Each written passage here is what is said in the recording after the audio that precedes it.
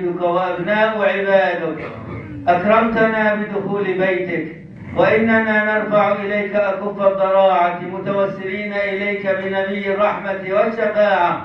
يا سيدي يا رسول الله، إنا نتوجه بك إلى مولانا في أن يفرج كرباتنا، وأن يملأ بلادنا أمنا وأمانا، وأن يصرف عنا الفتن ما ظهر منها وما بطن، وأن يصلح الراعي والرعية.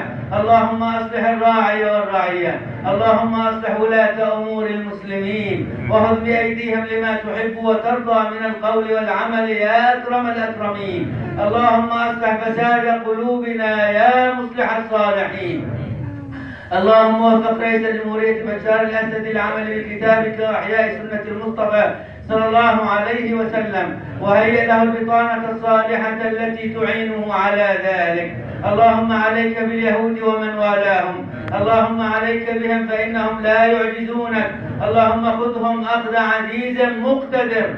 اللهم من أراد بالإسلام والمسلمين خيرا فوفقه لكل خير، ومن أراد بالإسلام والمسلمين شرا فخذه أخذ عزيز مقتدر. اللهم اغفر لنا وللمسلمين والمسلمات، المؤمنين والمؤمنات، الأحياء منهم والأموات، إنك سميع قريب مجيب الدعوات، والحمد لله رب العالمين. عباد الله.